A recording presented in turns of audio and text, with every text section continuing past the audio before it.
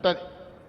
ఈరోజు మంత్రి గారు ఒక వారం 10 రోజులు సమయం కేటాయించి నష్టపోయే ప్రతి రైతును, భూమి కోల్పోయే ప్రతి రైతును పిలిచి మాట్లాడండి, వాళ్ళకి న్యాయం చేద్దాం.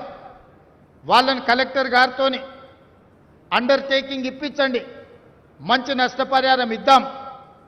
ఈరోజు మీ సోదరుడు తెలంగాణ రాష్ట్ర ముఖ్యమంత్రిగా ఉన్నాడు.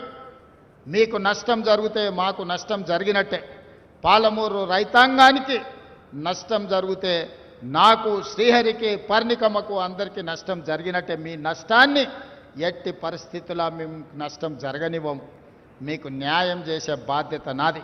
ఇప్పుడు కట్టుకోకపోతే, ఈ ప్రాజెక్టులను ఇప్పుడు నిర్మించుకోకపోతే, వికారాబాద్ కృష్ణా రైల్వే లైన్ ఇప్పుడు పూర్తి చేసుకోకపోతే, పాలమూరు రంగారెడ్డి ఎత్తిపోతల పథకాన్ని ఇప్పుడు పూర్తి చేసుకోకపోతే, కల్వకుర్తి లిఫ్ట్ ఇరిగేషన్ కానీ, వాయిదాలు పడ్డ సంగమండ బండను పగలగొట్టి ఆ గ్రామీణ ప్రాంతాలకు నీళ్ళు ఇవ్వకపోతే, వాయిదాలు పడుతూ వస్తున్న భీమా, నెట్టంపాడు, కోయిల్ సాగర్లో మిగులు పనులు మనం పూర్తి చేసుకోకపోతే ఇంకా ఎప్పటికీ ఎవరు చేసేవాళ్ళు రారు. నా సూచన ఒక్కటే రైతాంగానికి, నారాయణపేట, మహబూబ్ నగర్ కలెక్టర్లు కానీ ఇతర జిల్లా కలెక్టర్లకు వెళ్ళండి, రైతుల దగ్గరికి మాట్లాడండి. వాళ్ళని మీ కార్యాలయం పిలిచడం కాదు, మీరు క్షేత్రస్థాయికి వెళ్ళండి, రైతులతో మాట్లాడండి, వాళ్ళని ఒప్పించండి, వాళ్లకు మంచి నష్టపరిహారం ఇచ్చి ఆ భూములను తీసుకుందాం. ఈరోజు నిధులకు ఇబ్బంది ఉన్నది, అయినా మన జిల్లా మీద ప్రత్యేకమైన దృష్టి పెట్టి నిధులను ఇస్తున్నాం. మీడియా మిత్రులకు కూడా నా సూచన, చిన్న చిన్న వార్తలు, కొంతమంది తప్పుడు వార్తలు, లేకపోతే కొన్ని రాజకీయ పార్టీలు అడ్డుకోవాలని చేస్తున్న ప్రయత్నాలను మీరు ప్రజలకు కళ్ళకు కట్టినట్టుగా చూపించండి. అవకాశం పోతే మళ్ళీ రాదు. ఆనాడు బూర్గుల రామకృష్ణారావు గారి తర్వాత 75 సంవత్సరాలు ఎదురు చూడవలసి వచ్చింది. ఈ 75 సంవత్సరాలలో ఈ జిల్లాలో ఒక్క ప్రాజెక్ట్ అన్న పూర్తయిందా మీరు ఆలోచన చేయండి.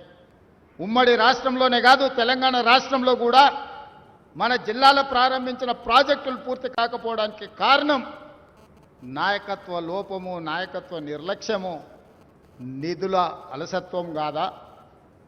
మరి ఈరోజు చెయ్యాలని సంకల్పంతో ముందుకొచ్చి నిధులు మీకు విడుదల చేస్తున్నప్పుడు కొన్ని రాజకీయ పార్టీలు అడ్డుకోవాలనే ప్రయత్నం చేస్తున్నాయి.